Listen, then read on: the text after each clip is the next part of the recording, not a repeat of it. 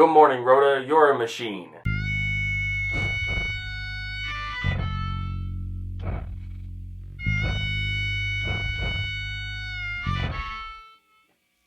So recently I read What is Man by Mark Twain, and it's really interesting. It's a piece from kind of the end of his life, probably like 5 years before he died, and it's got a surrogate Mark Twain and a surrogate audience, an old man and a young man respectively, and it's basically just the old man telling the young man his ideas, and the young man saying, no, you're crazy. Explain further. One of the things that the old man says that really resonates with me is the idea of the perpetual seeker, and it's not existing, because a seeker seeks until he finds, and once you've found your truth, once you've sought and sought and sought and found it finally, you stop looking and you spend the rest of your time just trying to make the thing that you found perfect. And Twain has no qualms about saying that he's done seeking, and he's been done seeking for a while. And what he found is that men are machines, and that only a god can have an original thought, so men don't have original thoughts.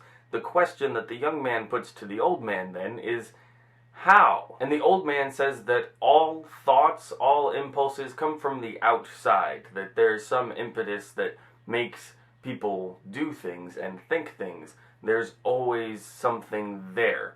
And you can't always put your finger on it, but if you think critically, it's usually not that hard to find out where it came from. That is my life. That's what I do, is I look for those things. And this is why I'm pretty strange, I think.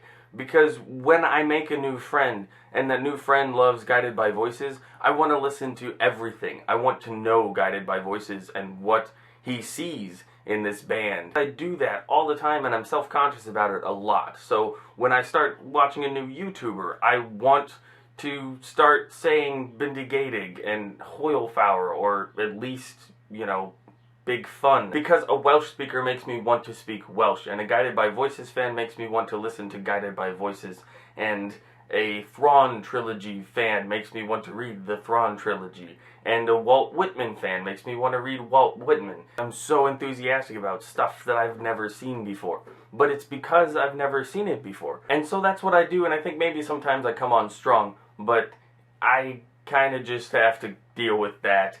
And kind of tell my brain to shut up, because whatever, it's what I'm gonna do. It's who I am as a person. But that's not the only thing that really resonates with me in What is Man. The entire idea of men being machines and there not really being any personal merit to anything, I like, because I'm not a proud person. Like, someone says that I'm tall and I say, thanks, or you're welcome. Like, I don't feel proud about that. I don't feel proud about my sexuality. I don't feel proud about my station in life unless I've brought myself there. I don't feel proud to be an American because I just happen to be born here. I don't see where anybody gets to be proud about the things that they're proud of when it's beyond their control. It's like being proud of having blue eyes.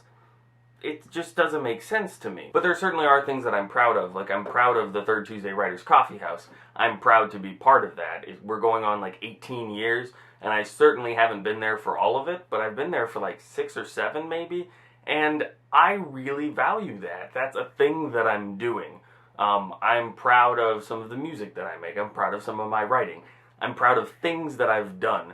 Active things. My favorite thing about What is Man, though, is just its existence. I love that Mark Twain sat down and wrote this opus that is very short, that is very concise, and it's just a conversation between the old man and the young man, and it just gets all of these ideas out there that he didn't necessarily have a means to do otherwise. He chose this medium because it worked for him, and it works really well. So basically anyone can read it, and you might find yourself to be the old man like I did, or you might find yourself to be the young man who's obstinate and insists that this is not the way the world works. If I've been seeking, maybe this is what I've been seeking, and if I stop seeking and I'm trying to just shore up the holes in my theories, in my truth that I've found, this goes a long way toward that. It is a philosophical work, but it's also really funny and engaging. It's